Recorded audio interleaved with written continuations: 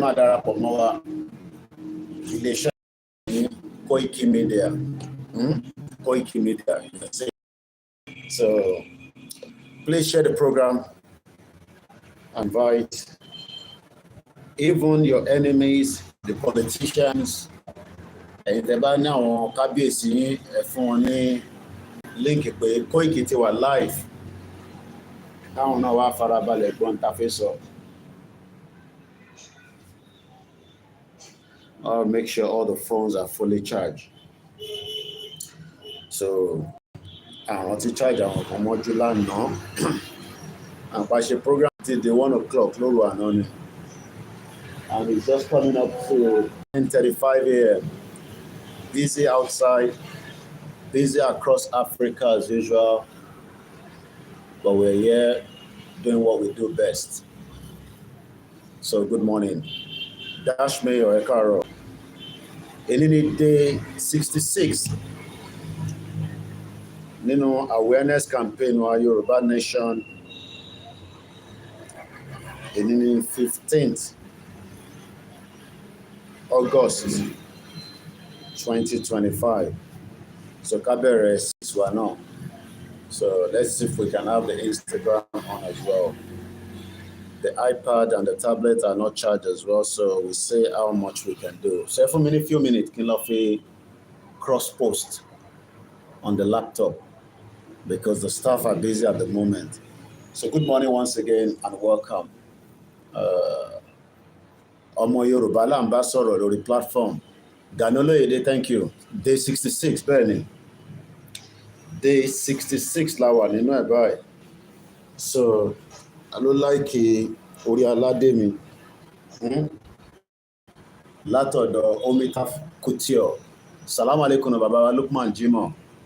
Kí àwọn Christians gbogbo náà ni mò ń kí. Mo kí gbogbo ẹ̀yin tí ẹ darapọ̀ mọ́ wa lánàá. Mo dẹ̀ kẹ́yìn tí ẹ ti darapọ̀ mọ́ wa náà ní òwúrọ̀ yìí. So just share the program and hopefully we will arrive somewhere again this morning.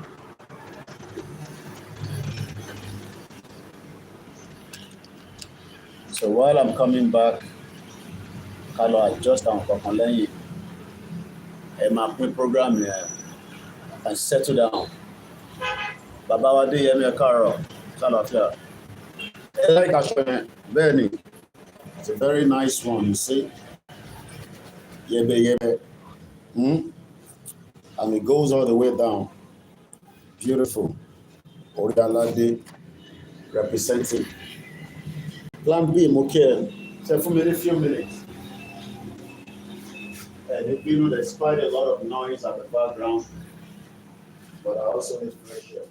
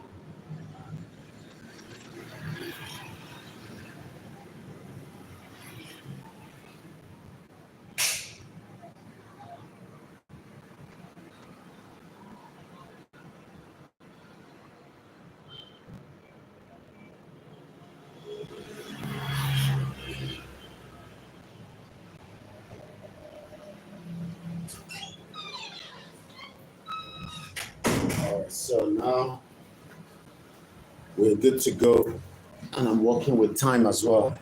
It's a busy day ahead. Iṣẹ́ wa fúnlẹ̀ wa forílẹ̀ ibi wa kágbéga kágbéga kágbéga fálérí. Ìgbàgbọ́ wa ni pé bá ti bẹ̀rù làbọ̀ ọmọ jọlá. Òmìnira ní kẹjẹ ká máa lépa nítẹ̀síwájú fọ̀pọ̀ ire àtòhun tó dára. Ọmọ Oòduà dìde bọ́ sípò ẹ̀tọ́ rẹ. Ìwọ ni ìmọ́lẹ̀ ògo adúláwọ̀. Àwa ni ìmọ́lẹ̀ ògo adúláwọ̀. Mo kí àwa Táíwò Kíkẹ́ Fásọmí ṣàlàfíà lẹ́wà àwọn ọmọ nǹkan ṣe ń gbúrò àwọn ará Ìbàdàn. Mo kí gbogbo àwọn Ìbàràpá méjèèje ẹ kú palẹ̀mọ́ Sunday the 17th, which is the next 48 hours, God's willing, láṣẹ Èdùmàrè, we would arrive to visit some of our paramount king ní Ìbàràpá. So ẹ kú palẹ̀mọ́ gbogbo ọmọ ìlú Ìbàràpá pátápátá. Ọlámilékan mo kí ẹ. Ẹ má bínú, glasses here is a bit dirty and need to clean it a little bit. Ojú ẹ̀ dọ̀tí díẹ̀. So mo kí gbogbo wa pé a kú palẹ̀mọ́. Mo kí ẹ kú palẹ̀mọ́ ní Èkìtì. Ẹ kú kan ní Àkúrẹ́. Gbogbo àwọn ọmọ Ọ̀ṣun ẹ kú palẹ̀mọ́. Is a busy one ahead. But fún wa ní support ahead. À ń kígbe, à ń pariwo. Mo mọ̀ pé gbogbo wa náà la ní project. But fáwọn tí a mọ̀ the importance of media, I say it all the time. Gbogbo yín lẹ̀ ń wo Big Brother. Ṣọ́ọ̀fẹ́ lẹ fi ń wo Big Brother. Àwọn tó wo Big Brother, you have to pay for the DSTV. It's not free. Nothing is free. No media production is free. The Big Brother, they say, tó bá máa vote, package oríṣiríṣi ni, ó ní 1,000 wà, ó ní 10,000 wà, ó ní 2,000 wà. Media ò kì í ṣe ọ̀fẹ́. Mo wo wòlíì àgbà, ṣé wòlíì àgbà lẹ máa ń pè? Mo ṣẹ̀rí lórí Twitter láìpẹ́ tó ń pè ní X. Ó ń complain nípa deplorable road of Ekiti. Kò tí pé bí i 30 minutes mọ́tò ẹ̀ táyẹ̀ ó ti puncture lórí títì yẹn heading to Ekiti. Àwọn staff wa kan ti jí lọ láàárọ̀ ẹ̀ nísìn. Òmìnira ṣẹ̀ bá mi sọ̀rọ̀ tán. Wọ́n wà ní Ìbàdàn. There's another press conference. Gbogbo kìíní kò mí pé torí pé we are coming like this and we are asking people to support and people are not supporting. Media ò kì í ṣe free. Ẹ̀yẹ rí Big Brother nísìn. I'm watching it. I mean, it's not of my interest, but you know, táwọn staff mi bá ń wò, I have to just sit down there and watch it with them. Even to polówó, ilé tèmi máa sí bíbá tí máa polówó Vaseline. Wọ́n cover, wọ́n polówó anybody. Wọ́n cover Vaseline, wọ́n cover gbogbo brand tó ń sanwó fún wọn nìkan ló ń polówó. And Guinness is one of their #1 brand. Mo kí bàbá wa Owóṣeni TV. So kò ń ṣe pé àwa ń mo kí ẹ brother mi Yorùbá Space TV kò ní bàjẹ́ fún ẹ. Lánàá ta ní káwọn èèyàn support wa. Èèyàn kan péré ló send 10,000 naira. Àná àwa 150,000. Kò tí ì tó owó tá a ṣe máa fi jẹun tó máa fi wọ hotel. But we will not end what we are doing. Tó bá yẹ pé à ń rówó lórí YouTube dáadáa, I won't even bother coming all the time telling people to give us money. A lè gbowó lọ́wọ́ olóṣèlú. Tó tá bá gbowó gan wọn àti compromise.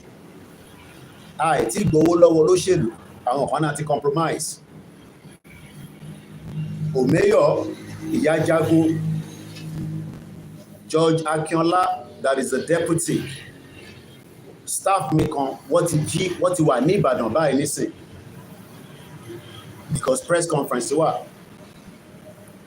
tó bá máa fi dọ̀la nísìn àwọn staff tèmi kan náà máa gbéra Pavilion TV náà máa gbéra látẹ̀kọ́ èmi àti ẹ sọ̀rọ̀ lánàá. Nothing is free. So, but it's we have to keep doing what we can do. It's unfortunate that Dúpọ̀ Onítìrì tó dé tó wá bàjẹ́ tó náà ti gba country. Mo sọ fún yín, mo travel gba border.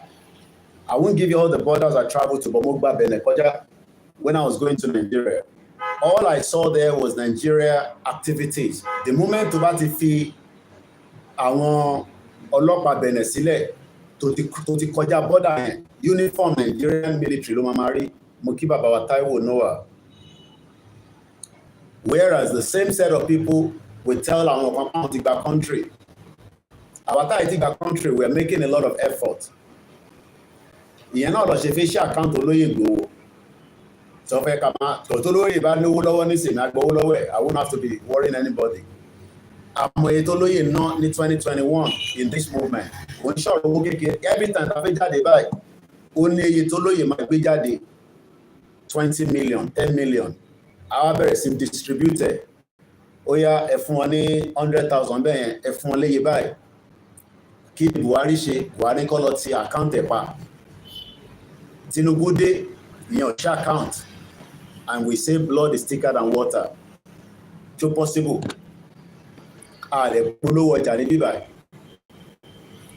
Tẹ bá lọ sórí orí news yìí tẹ máa ń wò ní anywhere in the world, ẹ̀rí tó máa polówó ọjà. Bẹ́ẹ̀ mo ti rówó tẹ sẹ́ndì bàbá mi Ṣóbùyì. Àwọn sẹ́ndì ìyàwó Irat náà sẹ́ndì £20. Ó dà pé bàbá Ṣóbùyì send £35. Tó bá jẹ́ gbogbo wa là ń send £1, $1, it will make it very easy and faster láti fi operate. But tí àwọn bá fún wa ní £10, then the others doesn't give. Sẹ́yìn tẹ̀ ń fún wa dúpẹ́ lọ́wọ́ yín. Ìyàwó Comfort náà fún wa ní £20. So we kì í nísìn bí alárí £100. And we have 3 states láfi lọ. And they expect kí media gbéra látẹ̀kọ̀. Kó gbéra. A gbéra látẹ̀kọ̀ lọ Ìbàràpá. Láti Ìbàràpá àwọn staff náà tún drive lọ wá Èkìtì. A tún padà wá sísàlẹ̀ Àkúrẹ́. Àwa ṣe mú kí Àkàlàmàgò. Àwa kan owó náà máa ná, àwọn kan máa ṣàdúrà. Àwa kan máa fi ẹ̀mí wa àti fi dé. Ẹ̀mí wa ò ní já sí. Bọ́ àti fẹ̀mí wa àti fi sílẹ̀. Àwọn kan náà dé láti abroad, we saw them. Àṣàrà alájẹ́ Wínara, Àríkẹ́ntos. But in tó lóṣèlú mọ̀ ni wọ́n mọ̀ pé àlówó lọ́wọ́. They know that very well. Because owó táwọn náà ń lò nísìn, owó gọ́ọ̀mẹ̀ntì ni. Owó gọ́ọ̀mẹ̀ntì dẹ̀ ló dùn jù láti spend because ọ̀fẹ́ ni. But ìyàn ní káwa stop iṣẹ́ tá à ń ṣe. But I've reduced the staff that are traveling with us tomorrow. I've reduced the number. So àkó díẹ̀ lọ sí Ìbàràpá. They will do what they can do. You can seek investment. How do you seek investment fund? Through hedge fund. Ṣé dá ìtì gba country? Ẹ bá mọ̀ nípa yẹn, ẹ contact Bàbá Kítóyè láti fi ran movement yìí lọ́wọ́. Labour Party, I donate money every month to the Labour Party in the UK. After a while, ni mo cut out the monthly contribution mi. Nothing is free. Kò sí kankan tó ń pè ní free. TikTok tẹ wà lórí ẹ̀ yìí, ó ní bó ṣe ń generate owó lórí ẹ̀. YouTube tá wà lórí ẹ̀ yìí, ó ní bó ṣe ń generate owó. Mo kí bàbá wa mọ̀. If something is free, it will be very easy. So the movement needs funding. Lè ṣiṣẹ́ dábọ̀. Already ní sáwọn kan ní 2027 tí ń bọ̀, wọ́n ti ń ṣe olóṣèlú because kò yé wọn.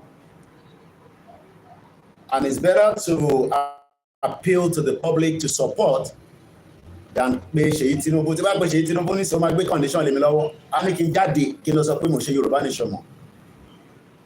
They know that they have the money, but but it will not stop the movement. But like I said, everybody has the role to play. It's not about coming out to watch us. It's also about putting all our resources. Àfi tó bá yẹ pé a fẹ́ kúrò ní Nàìjíríà, àwa fẹ́ kúrò ní Nàìjíríà. Àwọn tó bá fẹ́ kúrò ní Nàìjíríà is a different thing.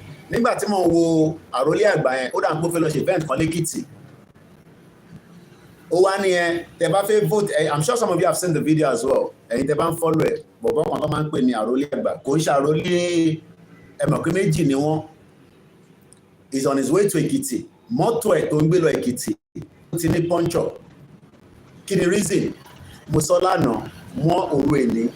Security. Títì tó ò bá dá, lóòótọ́ ní London náà, ní America, we have punch-up. But hardly ni, because when the road is okay, your tire is good before you start traveling, you are not likely to have any punch-up. But nígbà tí títì kò ń ṣe ẹ̀mọ̀ pé méjì ni wọ́n kò ń ṣe tó nírùngbọ̀n yẹn tó máa ń lọ London yẹn, eléyìí the other one is going to Ekiti.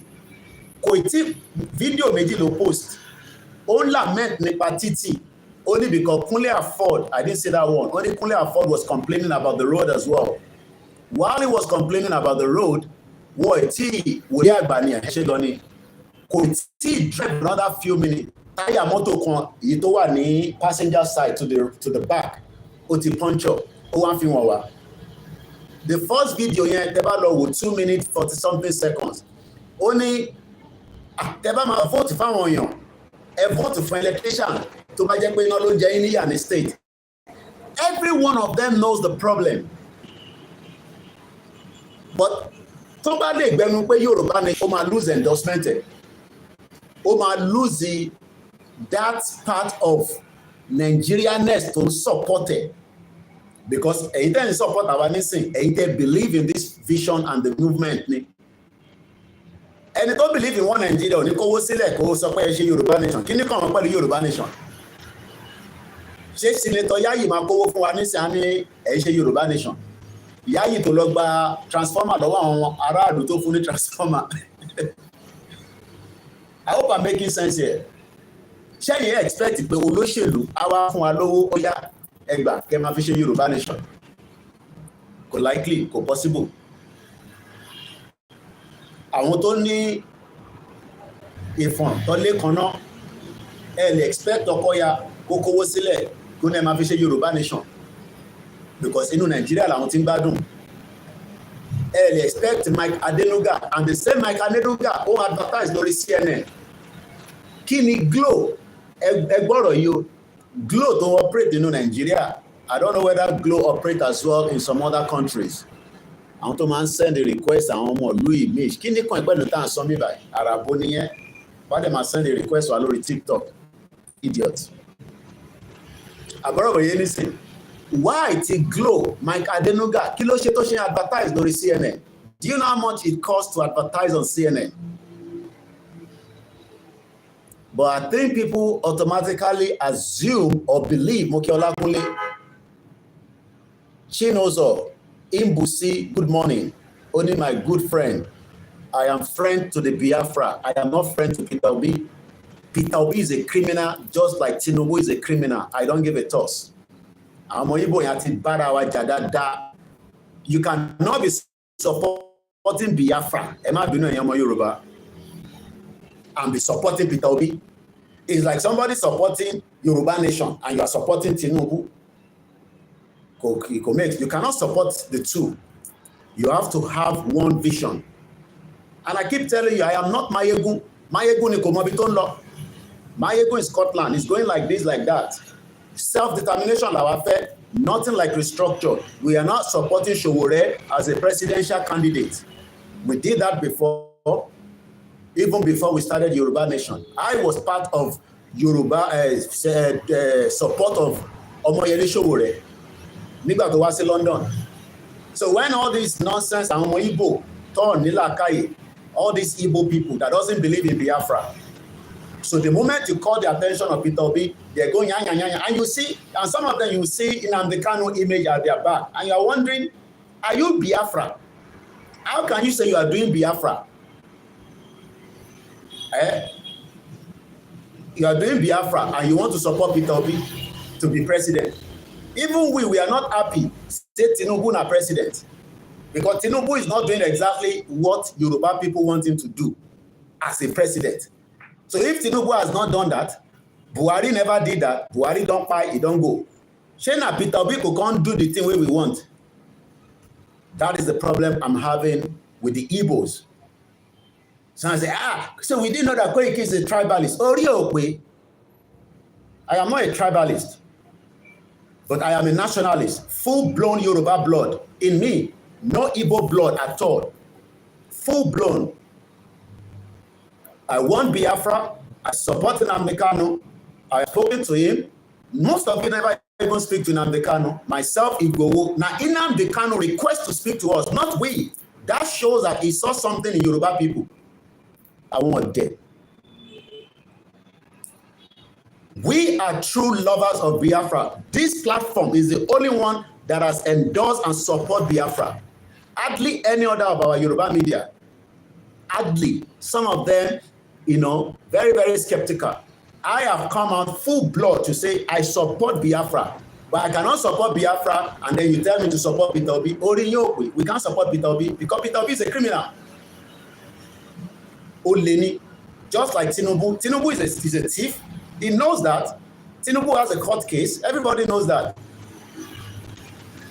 So if you're a Biafra, you have our support. But if you say you are Biafra and you can't support Peter Obi, which nonsense with that? I support Biafra with my full chest. Igbo support Biafra. Many Yoruba people don't talk about Igbo. Leave Biafra alone. Igbo say no. Now, Nnamdi Kanu 2021, more than 5 times we had meeting with him. Now, him request, tell Simon Ekpa, call Koiki, I want to talk to Koiki boss, Igbowo. Lágbára àwọn tó láyé tó lọ́run, Ìbàràpá, Sunday, ẹ má tún máa bí question mọ́. Ẹnikẹ́ni ló máa múra sílẹ̀, àmúbà káwọn bá wa. Security is very important. So, all hail Biafra. Oh, hey, Biafra. But don't be Biafra and be telling me, oh, I abuse Peter Obi, and that one they say I'll be tribalist. We support Biafra. Koikimedia support Biafra 100%. The Hausa indigenous guy, don't add me to their 3 groups. None of them are not going to understand Hausa. One is an international WhatsApp group for the indigenous people. I just joined them yesterday. We will join hand and dissolve this union.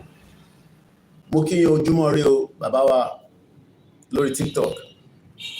I am already in contact with him.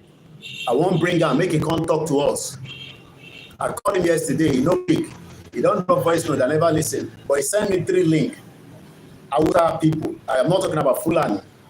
Indigenous Hausa people that Fulani people chased away in 1806. Olúṣewájú wá pọ̀ báyìí, ó dà ń pé hìtì Abẹ́òkúta ìpínlẹ̀ ó fẹ́ pọ̀ díẹ̀. So make I put on my fan in case ẹ bá ń gbọ́ tí nǹkan dún lẹ́yìn. Àti ní kẹ́ra air condition fún wa. If you buy air condition, the fan will not be blowing too much. So all hail Biafra. Bẹ́ẹ̀ni Idris bàbá mi. Mayegun they use Igbo money for, and why Igbo they use Mayegun to help them advocate for Biafra. Mayegun is not advocating for any Biafra. Mayegun is playing like that. It's not a true Yoruba song. Because tó bá jẹ́ ọmọ Yoruba ni ó ní máa condemn Baba Akintoye. Àbẹ́ ti gbàgbé pé Mayegun bú Baba Akintoye. Ó wà on record, gbogbo tá à ń ṣe ló wà on record. Àwa a lè bú Tinubu, maybe orí ẹ̀ máa pé, but ó lè bú bàbá 90 years old. Torí pé ó fẹ́ control owó ọmọ Yorùbá, torí wọ́n gbówó wá sọ́dọ̀ ẹ̀. Let's leave that one aside anyway. So, yesterday, if you know your Yoruba, I beg no verse. Na Yoruba platform. So, yesterday, I sọ̀rọ̀ nípa mo kí bàbá ìyá wa Wasilat àṣírí ìkọ̀kọ̀ Elédùmarè. Bẹ́ẹ̀ni Leonard only thank you so much for your support for Biafra. Let me jẹ́ kí n tún padà sọ́dọ̀ àwọn Biafra yẹn. If to say una no sell Nnamdi Kanu, maybe Nigeria for don break with some of the things wey Nnamdi Kanu explain to us. It's not for social media consumption. The people wey no sit down with Nnamdi Kanu talk to Koiki now. And even on Heritage TV, myself, Nnamdi Kanu, Heritage, and I believe, and Nnamdi Kanu requested that I should be on that show during that interview. Mumu people. Instead of you to support Nnamdi Kanu fully, you won't do Peter Obi, you won't do Biafra. You got to choose one. You can't do the two. Oh, lè lábẹ́ méjì, ìkan ló máa ṣe. Bẹ́ẹ̀ni, ìyẹn kàn fọwọ́ àwọn ọmọ Igbo ṣe ọmọgbọ́n ni. I have, Biafra people that are also giving us support every month. At least about 3 of them. Even 2 of them, I don't even know where they. I think one is in Belgium.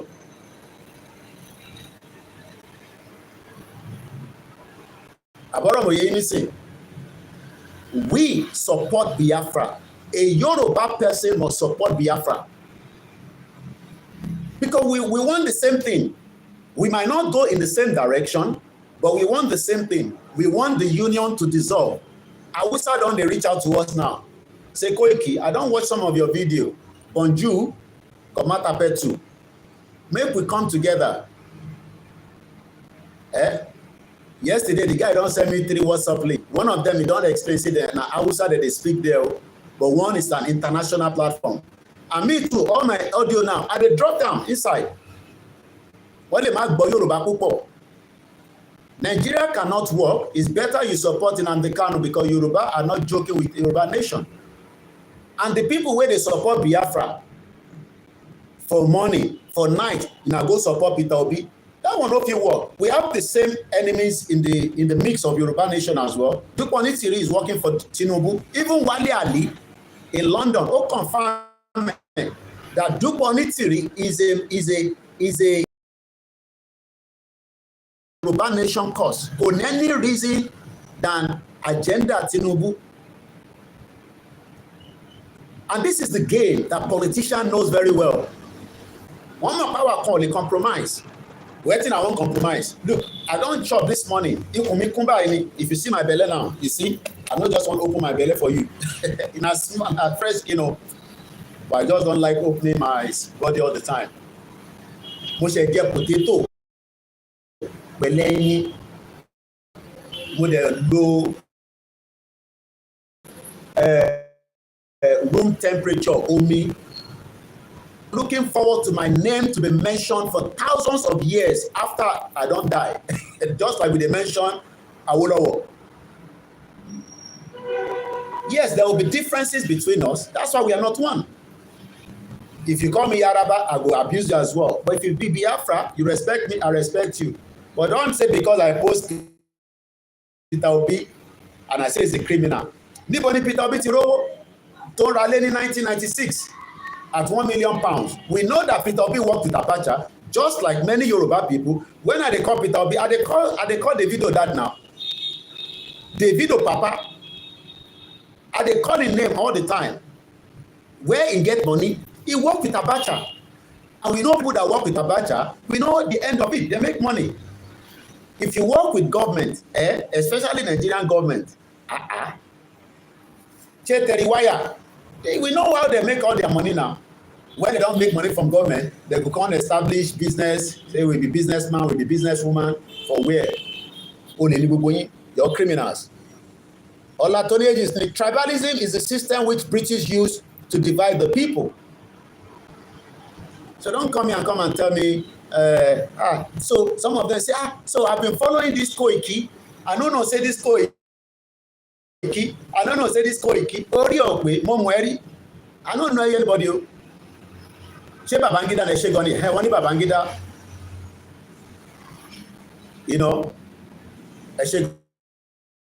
Shegoni, Mr. Adetola. Many of them make their money from Bani Pai Abiola now. That's a broken there. Abiola. Now then Pai Abiola. Mokiba Baba Adeolu. Tiola on Paul. But the problem is our people doesn't like reading. That is why many of us are not well informed. And we are trying our best here to use this platform, Moki Iwalewa, as a platform where we can talk to all Nigerians, regardless of whether you are Igbo, Hausa, Ijo, and ask the question, are we one? We are not one. Okay, what is the next solution? Anina Bekano going for this trip in the next couple of days, and we are still talking about less than 20,000 naira in our account. That was maybe the few pounds that came through. But let's come back. Ina Bekano says, and I quote, Mukiba Ahmed, and this was during his interview with Dele Momodu. Dele Momodu is not going to fight for Yoruba people. Neither is he going to fight for Biafra. Dele Momodu is a one Nigeria. I saw him in Ghana, giving his last respect to the 8 people that died. May their soul rest in peace. If you expect Dele Momodu to come and do what we are doing, he's not going to do it. He wants to be relevant in the society. And there are many of them like that. Not that we hate them. We are just calling their attention all the time. In the kind of code, how long will it take the indigenous people to become president? Real Biafra TV. I believe 29 November 2024, Biafra has been declared. I saw it. We believe as well that it has been declared.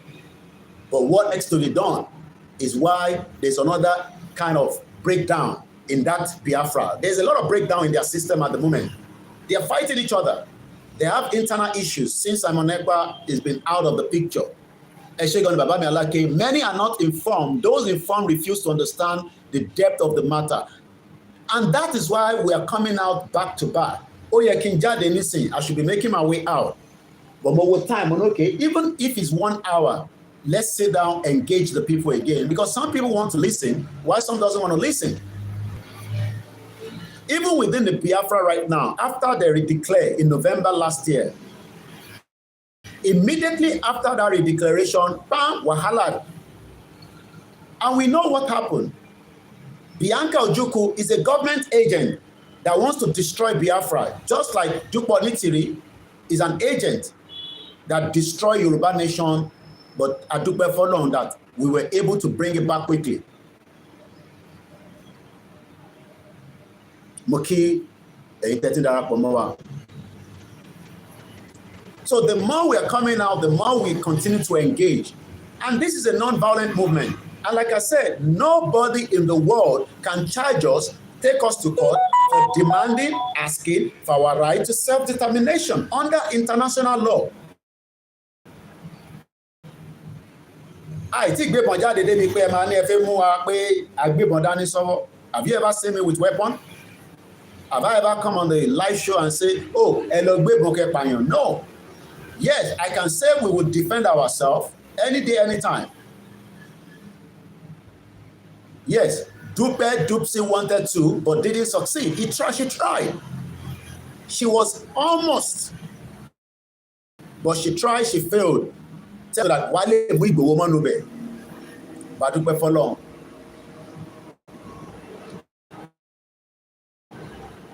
Okay, yeah, okay. So we need to continue to engage. We Yorubas, we need our land and our nation. Baba Tio, Daisi, Shugui, Eshigoni, Ekwadruti. And we will never stop engaging Nigerians. Okay, do you think that election will solve your problem? Which election? Which of the election? The one where they steal ballot box. The one where they don't rig, even before the election. And don't come and tell me about Tinubu rig election. I have told you, Britain created the first way of rigging election in 1959 to deceive the indigenous people that we are not one. because we thought we are one. We have unity. But because as at 1959, Fulani was in charge of the North. So what Britain did in 1959 is the reason why there will be many rigging of election in that contraction in Nigeria. So the only way forward is Article 3, indigenous people to activate the right. That is why we are saying to Tinubu, come and bring all the indigenous people, dissolve this union, call United Nations, call ECOWAS, call African Union. We can have all these nations up and running by this time next year, ready to start operating. But do you think that Ochikadu, that is in America right now, telling us that there's nothing wrong with Tinubu, there's nothing wrong with the Senate President, Akpabio. Akpabio is in London taking treatment. But many Yoruba people, many Igbo people, many Hausa people, and many other indigenous are also drumming the drums of T27 again in the hope that something will work out of Nigeria. And we know it cannot work. That time that union can work, it is more toxic. This union is more toxic than before. There will be nepotism. If Itobi is there, he will play nepotism. So don't come and tell me Tinubu is playing nepotism. He's doing exactly what he wants to do for the little of the Yoruba people, even though the impact is not having any impact on my life. 2 years, Tinubu Nisi, I have not enjoyed Tinubu's presidency in the last 2 years. And it shouldn't be until you know who is in the power of the government. I want to see dividends of governance. That's all I want to see. Rule of law. Security, which is the reason why I'm not see àwọn ọ̀dọ́ba láti lọ campaign fún wọn, sọ fún wọn pé security ilẹ̀ Yorùbá is very, very important. Kò dẹ̀ ṣe gbogbo alamá ní this kind of strength to do what we are doing. Some of you are scared. Because of why? Because it will affect a lot of things. A lot of things have changed in our life. In our lifestyle has changed in the last 5 years. My lifestyle has changed. All the medias, many people that are deep in this campaign, your lifestyle is to change a little bit. You cannot do as you are doing before as an ordinary citizen. Because ó ti fi rẹ̀ síwájú. Bẹ́ẹ̀ ni bàbá wa ológo. God will use Tinubu for us. Talk of the governors. Okay. I want God will use Tinubu for us. Okay. I hope. Because if God is going to use Tinubu, Tinubu doesn't need a second time for God to use him. So stop using the word God to deceive us as it has been done for many years. The governors are thieves. I've said that many times. 25 years of democracy should have given us a good dividends of government or governance. Oh, you can't read, but after 25 years, but rather they want to enrich themselves and become powerful so that nobody can talk to them, nobody can question them. So let's do quick and then just some of the update. It don't matter going forward. Our inalienable right is not yet respected. If Tinubu wanted to respect it, many still allow themselves to play the role of Dubai right now. Oh yes, Musomo program Lano, especially the diaspora that are, they have issues. I am still in Nigeria. I am on the ground. And I travel between, interstate and outside the country frequently. So when people say to me that they have a country, and I'm thinking, how can there be? There are many ways you can have a country, and it might not be officially recognized from the international bodies, but not the fraudulent one that took Ponichiri so far when you at any country, ìjọba wa máa dé, Adélé ti fẹ́ dé, Adélé ń bọ̀, Adélé súnmọ́. We want to engage the governors of Yoruba land on security and also ask them why Yoruba nation is not on their lips. All the governors in the Southwest, whether it is PDP 1 or APC, and we have two PDP, Adeleke and Oyo State right now, kò sẹ́ni kankan nínú wọn tó ready láti support, endorse a Yoruba nation because of Tinubu. Tinubu is the engine in the political arena in the Southwest today. And many Yoruba politicians, even if their interest is towards a full autonomy, independent Yoruba country, Oduduwa Republic, they will not do anything until Tinubu gives them the all clear. But Tinubu is playing a double game. That's what I'm thinking. We were able to get a bit of the picture that Tinubu could not have achieved his presidency the last time, if not the voice of the Yoruba people that stood and said we want a country called Yoruba Nation. He was able to use that with the North. Fair enough, it's part of their politics. But nígbà tó ti wá débẹ̀, must it be that he needs the 8 years tenure to complete the dissolution of Nigeria? That is a complete lie. Anybody telling you that Tinubu needs 8 years to dissolve Nigeria is a fallacy. Anybody telling you that Tinubu needs 8 years to bring a restructure is a fallacy. Nobody. Tinubu would have dissolved Nigeria if he wanted to. Tinubu would have given you a restructure Nigeria if he wanted to at the first tenure. Since the power has been given to him, he will go to the United Nations and call the General Secretary. He will call UK, bring them on the table.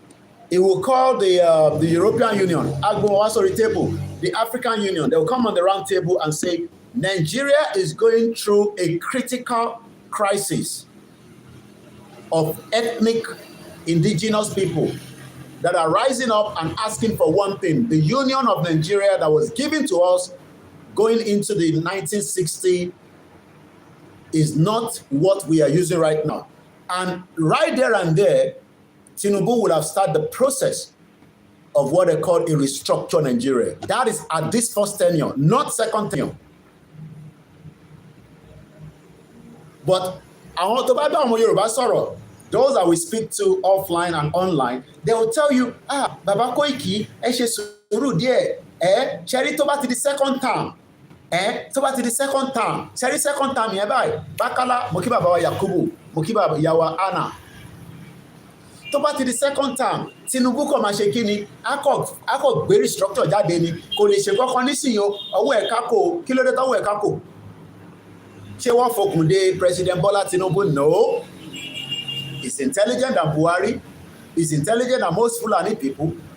All he needs to do is call those that he needs to call that I've mentioned. The United Nations General Secretary, the European Union, British government, America, maybe just to be on the side, on the table. And they would have the meeting anywhere outside Nigeria. And Tinubu will say, we need Nigeria to be restructured back. It doesn't need to go to 2027 and start talking about restructure. All this is a gimmick that politicians know best to deceive you. So, today, we will have state police. I was state. One sort of part of the 1999 Constitution. First and foremost, you cannot amend something that is a fault. Anybody telling you that we will amend the 1999 Constitution is telling you a lie. The Constitution needs to be brought down completely, not amending. You can amend, we have stated this many times on the platform. Many senior advocates of Nigeria have talked about the 1999 Constitution. Under that Constitution, they want to create a state police. They want to, okay, do we have what it says now that we have a full autonomy across the board? Do we have after autonomy? Tinubu says to the governor, release the local government fund. No, I think he should be sending it directly to them. But the governor still want the local government fund to go through them. And when we talk about Nigeria, this country, stop feeling that it's too big. It cannot manage ourselves. Only manage our citizen. So why are we living in denial? We have a Jackie country go function. When many lives in Ibadan, in Anambra, in Kaduna, in Sokoto, in Zamfara, in Plateau, in Benue, in Lagos, in Ogun, many lives are affected because of these criminal politicians. Don't put one olóṣèlú. One more tito, one safun. Rather than us say this union is toxic, is no longer favorable to anybody. Nepotism is there, bias is there. Nobody will enjoy it. Yoruba people are saying, oh, Tinubu debe another tenure. It will give us what we want. Tinubu, I have said it at the beginning of his presidency, divide the military to 3 straight away.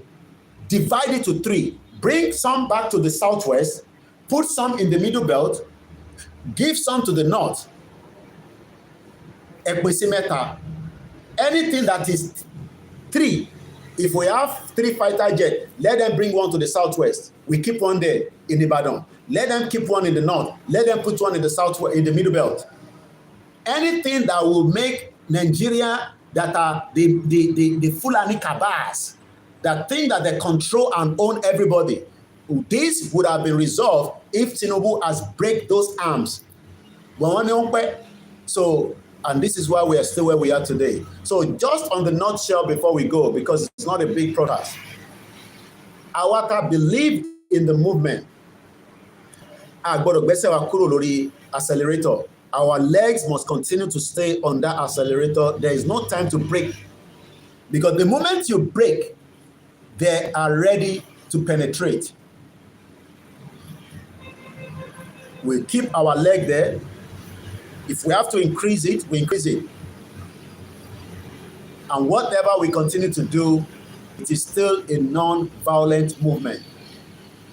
We ask for self-determination, just as enter our Instagram. I need to turn it off because the phone needs a bit of charging.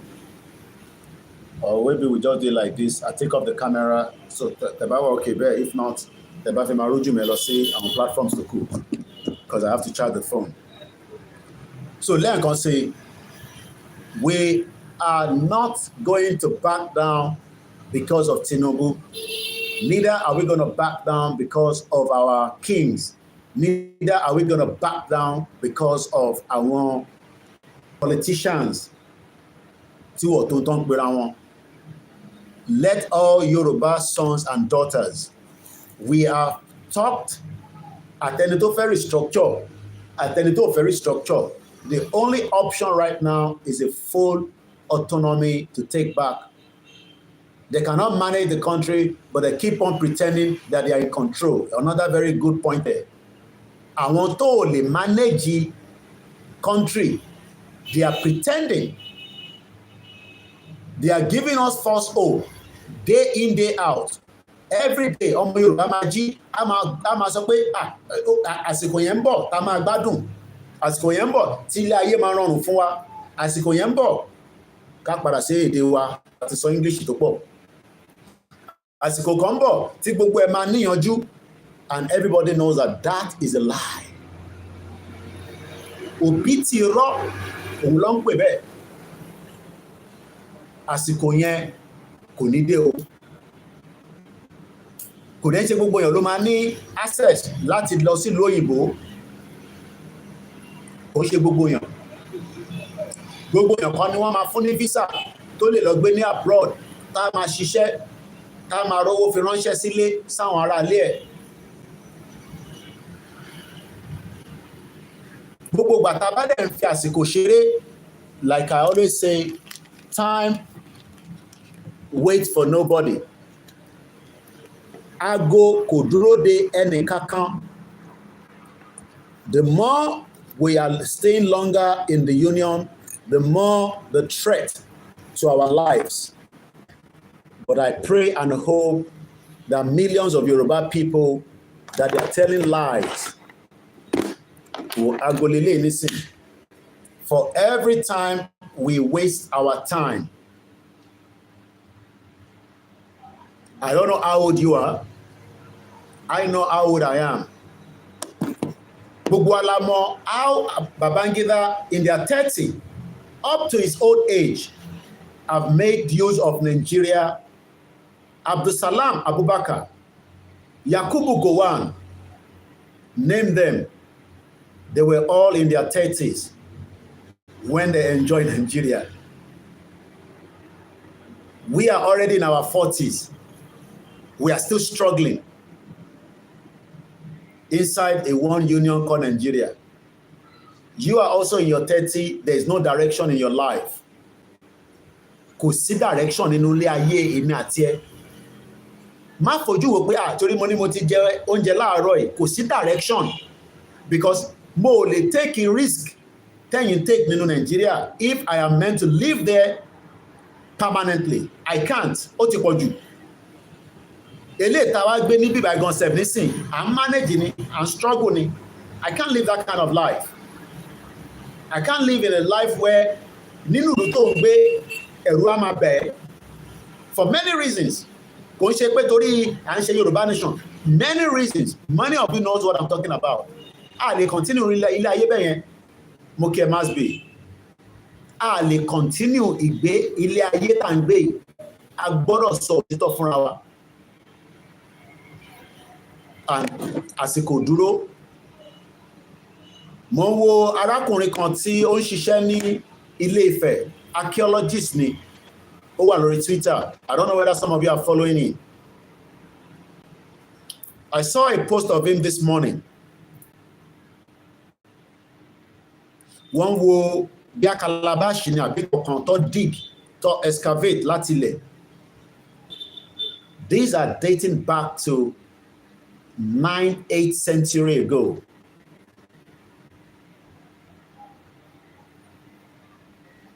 But until mo realize ni pé some of us doesn't want a country. Irolampa. We like how the movement is not pushing forward. While those that are also disturbing their mindset about the criminal politicians, by the end of this year, January, full-blown campaign will start happening. Emari fila ADC, Emari umbrella PDP, Emari ìgbálẹ̀ APC.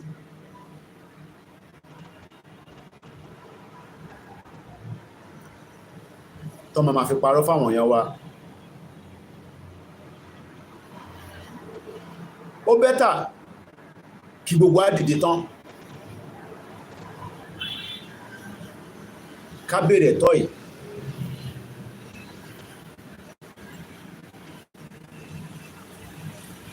Nothing will ever work. It is easy for the diaspora to keep, shout out our diaspora, including myself. We can analyze from now till thy kingdom come, and that will be the same way Nigeria will be. That is what we are good at, because that is the mentality of the kind of training that the West has given us. But when the West were coming to Africa, they were really very violent. Nobody condoned violence, but nígbà táwọn òyìnbó dé, gbogbo wa la mọ̀ pé jàgídíjàgan ló fi ṣe gbogbo tó ṣe. But now wọ́n wá ń sọ fáwa nísìnyí pé ẹ ṣọmọlúàbí, ẹ má ṣe báyìí bí àṣà bàbá tí mo lọ bá níjọ́sí. Jọjọ ẹ rántí ọ̀rọ̀ bàbá yẹn náà ti pẹ́ ní Britain. But nígbà tí Britain wá sórí ilẹ̀ wa, Britain ò ṣe jọjọ war ní Britain bá wa ṣe.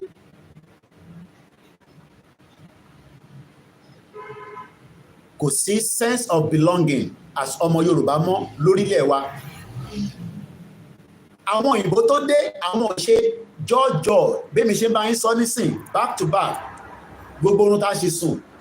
mo fẹ́ lè sọ pé aago 4 aago 3 la ṣe sùn ká tó parí program ká tó palẹ̀mọ́ ká tó ṣe ká tó mọ̀ ká tó tún sọ̀rọ̀ díẹ̀díẹ̀ òun dẹ̀ tún gbé wa lọ ẹni tó bá dẹ̀ ti sùn ó ti dòkú ó dìgbà tó bá tún jí sáyé ló máa mọ̀ pé ó yẹ kí n gbọ́ àdúrà pásítọ̀ wòlíì kinní kan ó yẹ kí n kí àsùbá ẹni tó jí sáyé ló ń kí àsùbá o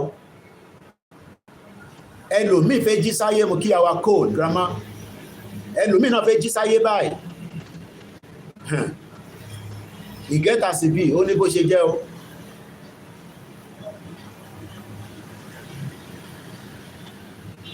lóòótọ́ kò sẹ́ni tó fẹ́ ogun o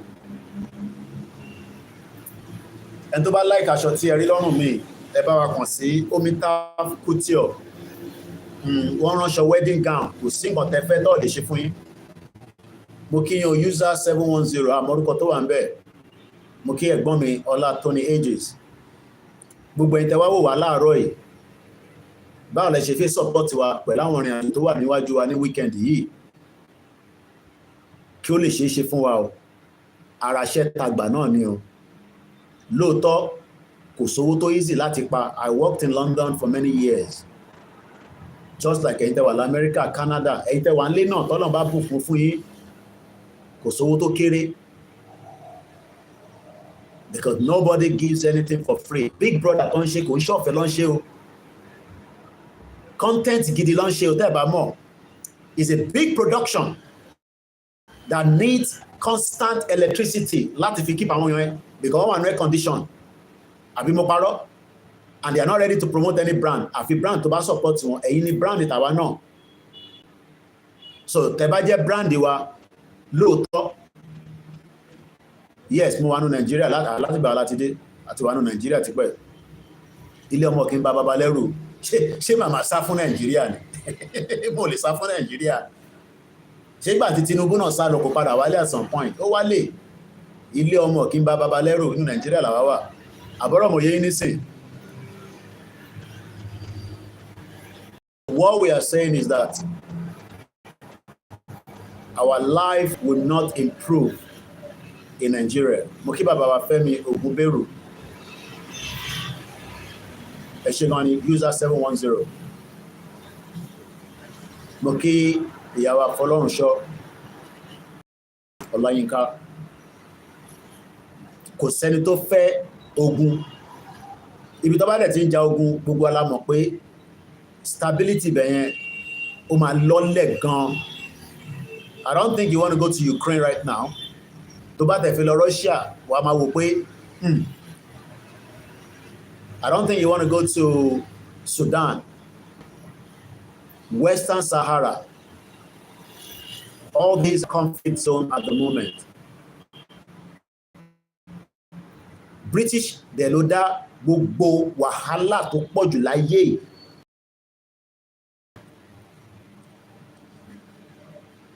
Bàbá wa Ṣóguyè wọ́n ní tí àwa mẹ́wàá tí a bá dá 100,000 àfihàn iléeṣẹ́ ìlọ́wọ́. My staff are already geared up, and you know what we do when we are out as a media broadcast. Big brother, táwọn owó yẹn kò ń ṣe free. You pay, I think, èyí táwọn tíìmù àtọ́ ń lò, wọ́n dà pé 10,000 naira lọ́sàn. So all these things are not free. Big production ni. You might still be seeing us like this is because IT need that opportunity láti operate fully in Nigeria because of the Nigerian system. So somebody like me really wants a Yoruba to be declared so that we can go out there in a full force and do whatever we can do. But àwọn kan máa sọ pé ṣá ní weapon tàbí fìjà, ṣá ní irinṣẹ́, ṣá ní this, ṣá ní that. It's understandable. You cannot have everything to fight a government. There's no doubt about it. But nínú ìjà ni àwọn nǹkan máa dé bá wa. Nínú movement náà lóríṣiríṣi ó ń dé bá wa náà. A dẹ̀ manage. So tá bá declare Yorùbá nation náà, bá ṣe máa manage náà nìyẹn títí tí ẹsẹ̀ wa máa fi múlẹ̀. Kò ṣe declaration dúpọ̀ ní tìrì ni mo ń sọ gbogbo yẹn kò mú kankan wálẹ̀ o. Irú ìbéèrè wo ló ń béèrè Kevin ṣọmọ Yorùbá nìyẹn tó ń bi mí pé who is going to be the president when we are separate? Are you a Yoruba? ṣé Yorùbá ni ẹ́? Torí Kevin ò kì í ṣorúkọ Yorùbá, English name ni. Don't be me pé who is going to be ọ̀rọ̀ òmùgọ̀ nìyẹn. You can't be asking that stupid question, I'm sorry to say. How did Tinubu become the president? How did Buhari become the president? How did Jonathan become the president? Inside one Nigeria. Stop coming to be stupid and asking nonsense questions on the social media. Is that what you should be asking? Who is going to be the president? Can't you be the president? And I don't believe you're Yoruba, and I want your full name. Don't give me Kevin. My name is OLAYOMI OLAKUNLE KOIKI. I'm from Ijebu-Ode. Tell me your full name and where part of Yoruba land you're from. So one be me who is going to be a Yoruba, the Nigerian president. Ṣé Yoruba ni wọ? Tó bá ń jẹ́ Yoruba, wà máa lo Kevin. Èèyàn ló wọlé nísìn fún mi láyọ̀, mo ti mọ̀ pé ọmọ Yorùbá ni. Who is going to be your president? Ọ̀rọ̀ òmùgọ̀. Mo kí bàbá mi Kúnlé Ṣítà, Afọlábí Káyọ̀dé, mo kí yín, ẹ má bínú, mo rí àwọn comment and quickly ni. I mean, this and they don't lọ sí school. These are the kind of people that we are looking up to as you feel you want to wait. Tabaduro Deru, you're a full born and up in Lagos. Why are you bearing Kelvin? Kelvin is not a Yoruba name. Kí lorúkọ Yorùbá fún wa lórúkọ Yorùbá. Èmi ti sọrúkọ mi. If you know you are not scared, give me your full name. I don't want Kelvin. What is your full name? Your full name will tell me whether you are from Lagos State. Oshodi, Lagos State ni màmá tó bí èmi, màmá mi Lagos State, bàbá mi ní Ìjẹ̀bú-Òde, Ogun State. Give me your full name. Kí ni surname ẹ? Kelvin is not your name. So tí wọ́n bá jẹ́ ọmọ Yorùbá, wàá máa béèrè lọ́wọ́ mi pé who is going to be the president? Tá bá separate. Ìgbà tó separate Tinubu tó jẹ́ drug dealer kò di president mọ́ yín lọ́wọ́. Àbí kò ń ṣe drug dealer. Owó drug, anybody that receive drug money is a drug dealer. Kò ń ṣe pé mi ni mo pè bẹ́ẹ̀. Kéèsì Tinubu wà ní Chicago, kò kúrò níbẹ̀. Being a president doesn't mean that his record has been thrown away. His record is there. I am not abusing you. I have asked you 3 times now. You refuse to give us your name. And you say you are a Yoruba person. Why are you scared? Kí ló ń bẹ̀ lẹ́rù? Nobody's going to come and attack you. And share conversation, and you can come in and send an invite. I'm asking you a question. Okay, one of the boy is always looking for attention. Okay, what's him? That's how you go to different platforms. Oh, Shamo Yoruba, you are not from Lagos State. If you are from Lagos State, you will be proud to give me your name. You say you are from Lagos. Lagos is going to be proud. Give me your son name. I am proud from Ijebu-Ode. I am a proud Omo Yoruba nationalist. I love Bola Tinubu. I've never met him, but I'm asking him to dissolve the union. And if he refuses to dissolve the union, we will continue to address and call him out.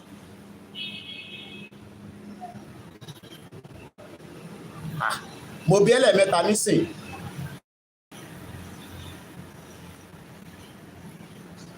So anyway, already láti fún wa lórúkọ, so let me just brush you and leave you aside. You're just another distractor like many other people that come on the broadcast. Moki Aziz Shakiru. The question that always arises from a stupid man or a stupid woman is, when you separate, who is going to be the president? Báwo ni Tinubu ṣe di president? Báwo ni Tinubu ṣe di governor Lagos State? Nígbà tó dé ṣé Tinubu ni the best man?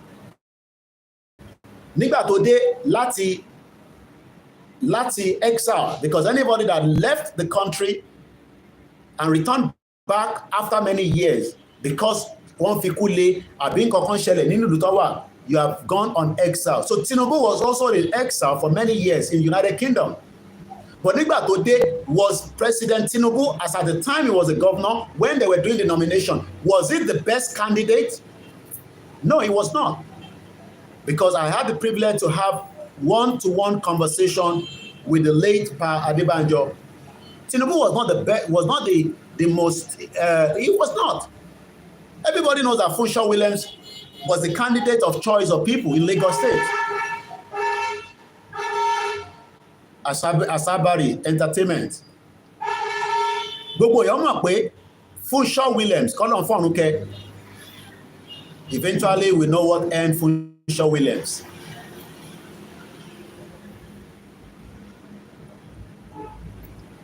Yes, we know that Tinubu was having issue with Obasanjo because Obasanjo doesn't have the interest of the Yoruba people. Ibi tí ìfẹ́ àwọn ọmọ Yorùbá ti wá sára Tinubu nìyẹn pé báwo ni gbogbo èèyàn gba owó ní state federal allocation every month fún Lagos State, and we know that Lagos State will always flourish. It's not Tinubu that made Lagos State to flourish. Lagos State will always be flourish. Ìpínlẹ̀ bẹ̀ ni ó máa boom, ó máa boost, owó dẹ̀ máa wọlé. So pé wọ́n fún Tinubu lówó ó wá padà lówó. No. It's not about that. But he used that for his own selfish interest. Benny, Funsho Williams was massacred in the cold blood. Our family Funsho Williams will never forgive a lot of you. Not me, because I was in the United Kingdom when all the shenanigans was going on. Benny, ilé ajé ni ìlú Èkó. So it's not about pé Tinubu ló wá perfect. No, owó ń bẹ, ṣìgìdì owó ń bẹ nínú Lagos State. Can somebody give me one of the reasons why Lagos State will continue to flourish? Ẹ̀yin sọ ẹ̀yin ọmọ ìrankíran tẹ́ máa wá sọ nonsense yẹn. Ẹ̀yin ọmọ Yorùbá ni mo bá sọ̀rọ̀ jàre àwọn ọ̀gá Yorùbá yìí. Kí lẹ rò pé Lagos State fi wà different láàrin gbogbo state? I'm not even talking about ilẹ̀ Hausa, ilẹ̀ Igbo, láàrin ara wa. Kò ń ṣe pé òun náà ni the best, but just for argument. Ta ló lè sọ reason? Bẹ́ẹ̀ni, Èkó Arómiré lẹ́gbẹ́lẹ́gbẹ́. Jẹ́ mo pronounce it dáadáa. Ẹ bá mi kọ sí comment section.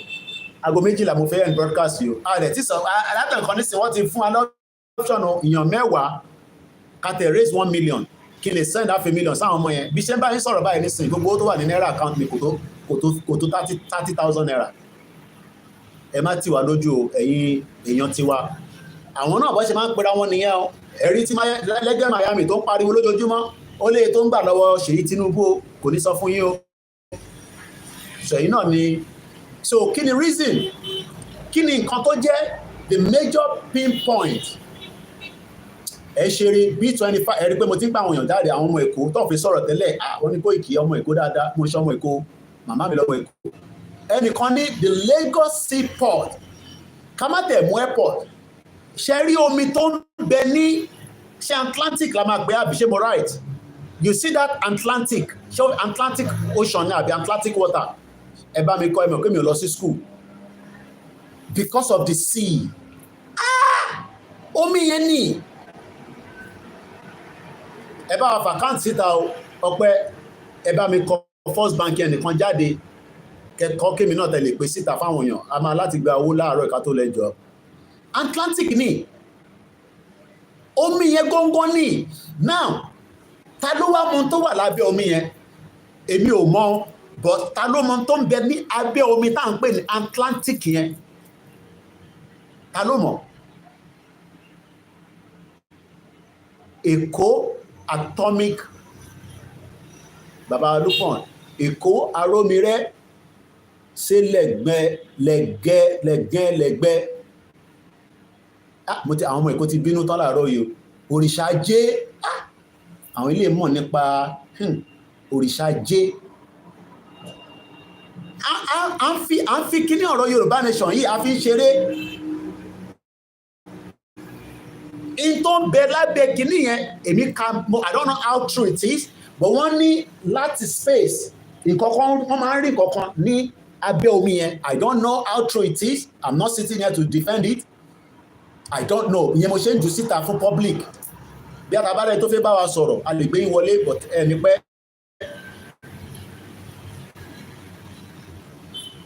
Ọrọ̀ ajé ń bẹ níbẹ̀. Ọrọ̀ ajé ó ń bẹ níbẹ̀.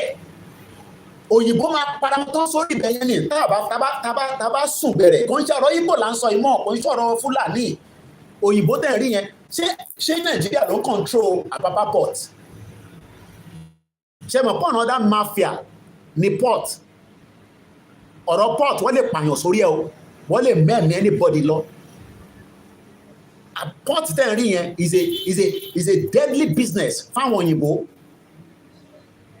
òyìnbó kọ́tà Chinese yẹn tẹ̀lé òyìnbó ni mo sọ Apapa port tá à ń rí yẹn takọ̀rọ̀ ra ń wò láti distance Britain lè para wọn sórí ẹ̀ fún anybody intan sọ nìyẹn ó wá náà like Yorùbá nation ó like adúró bí a bàbá wa tó fẹ́ wọlé bí a wọlé nìkan tó fẹ́ bá wa sọ ní kíákíá tẹ bá dẹ̀ ti wọlé ní kíákíá ni kó má pẹ́ tó dà fi jókòó sí bíbá púpọ̀ àdẹ̀ ti ṣe 1 hour àdẹ̀ tí rí alert látẹ̀ nǹkan tá ti ń sọ̀rọ̀ ààrẹ tó sọ ká alert bá wọlé máa rí lórí fóònù mi láti 1 hour owó la need ẹ bá gbóhùn sókè sà kí lẹ mọ̀ nípa Èkó ẹ̀jẹ̀ ti wíńdò yẹn díẹ̀ ariwo yẹn gan fẹ́ máa pọ̀ ó yá gbóhùn sókè ní kíákíá àfikún ìyẹn tẹ̀ tí bọ́tẹ̀ ní kò lè délẹ̀ lérí a máa bára àtúndélẹ̀ náà nígbà so ìyẹn ti rí dandan Ọlọ́run ló ń ṣe kàn ṣe mi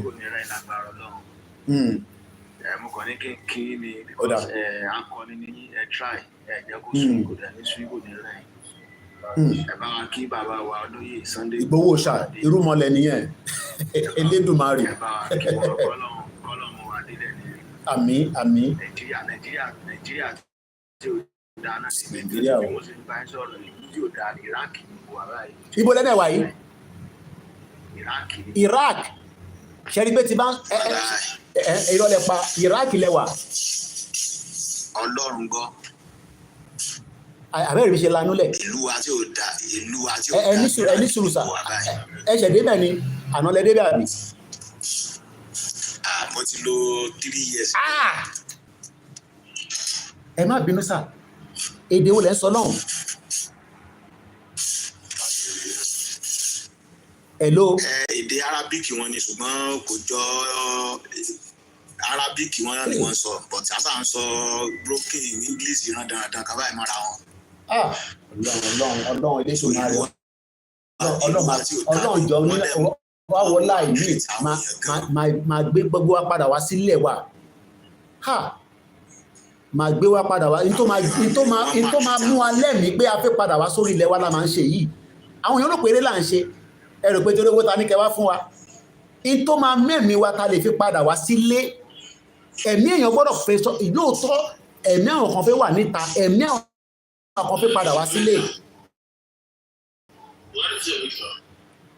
ẹni iṣẹ́ lẹ́wà sà. bẹ́ẹ̀ni ẹnu iṣẹ́ mi wà. ẹja fi ń lẹ̀ àmín. náà bá ti gbòmìnira nísìnyí a máa padà sílé. òun náà ni mò ń sọ kò sí nǹkan tẹ́ máa ṣe ní Iraki kẹ̀.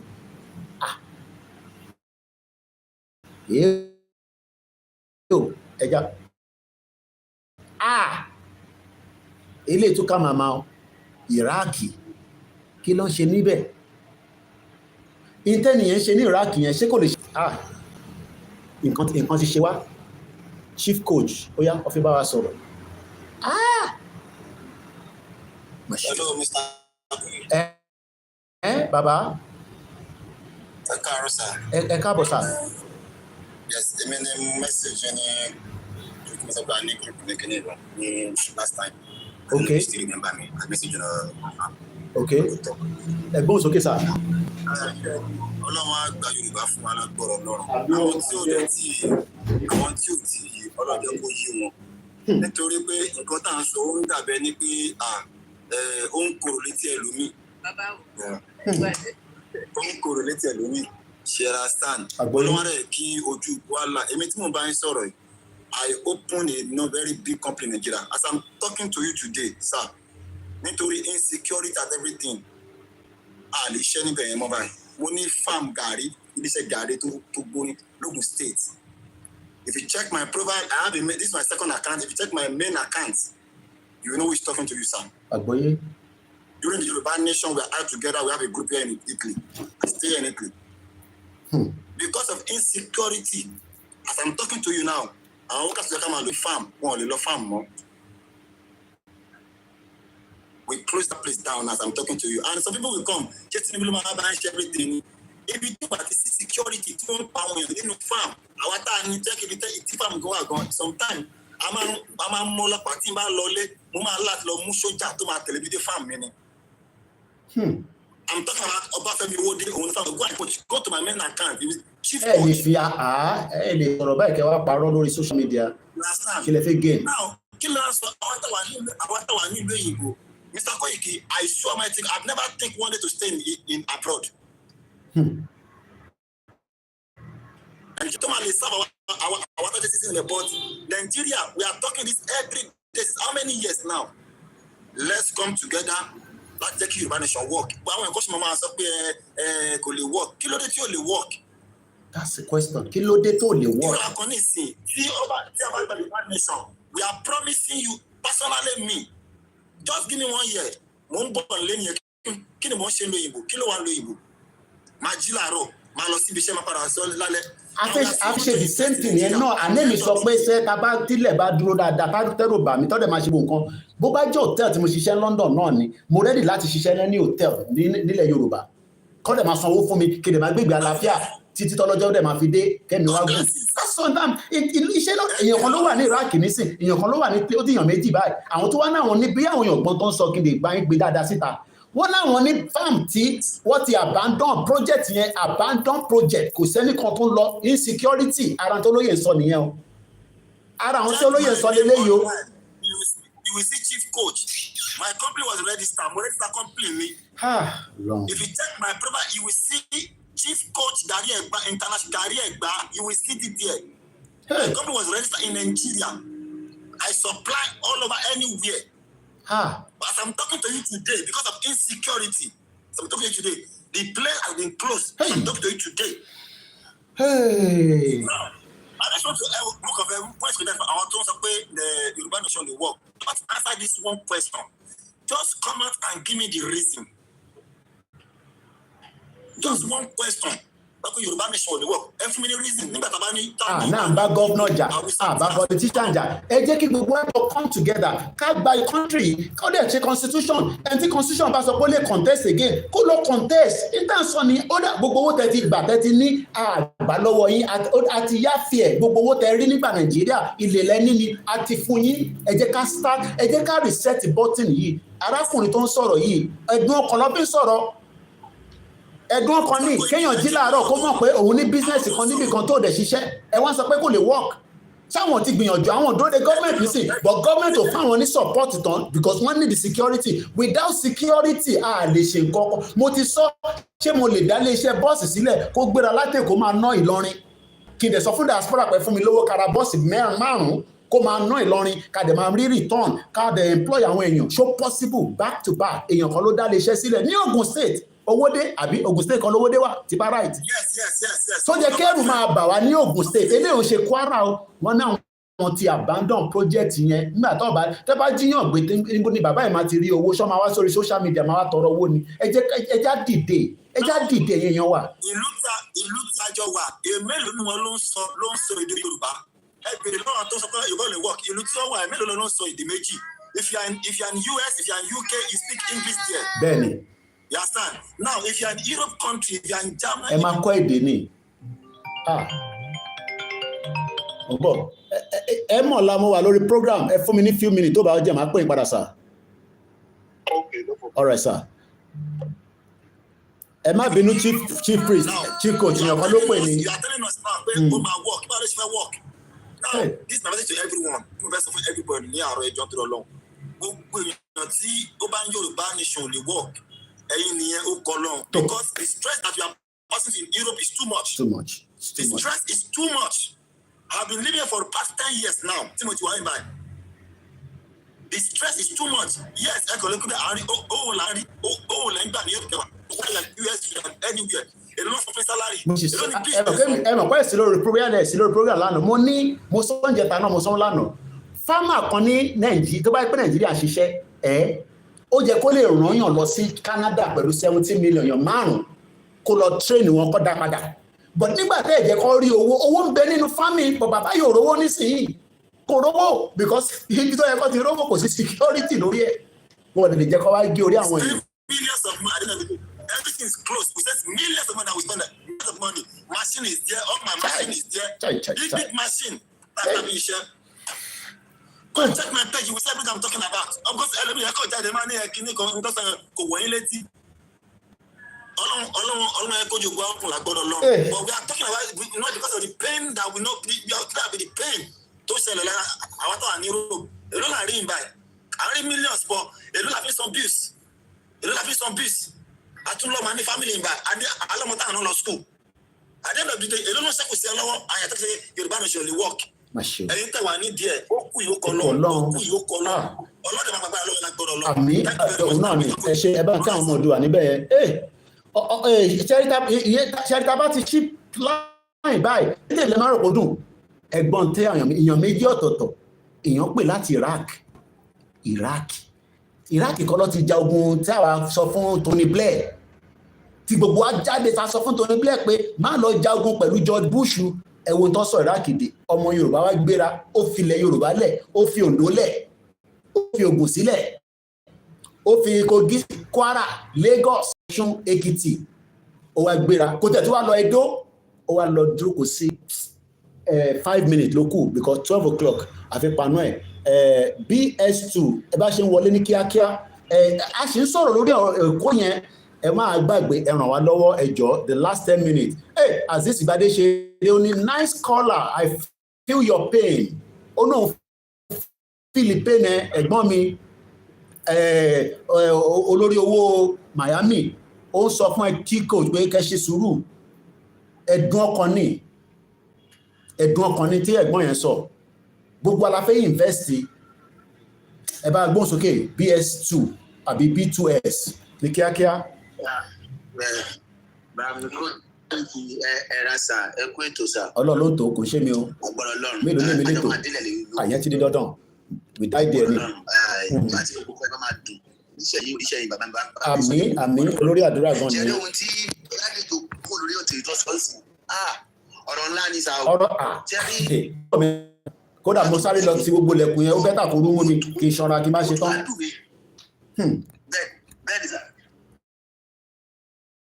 Bẹ́ẹ̀ ni sà.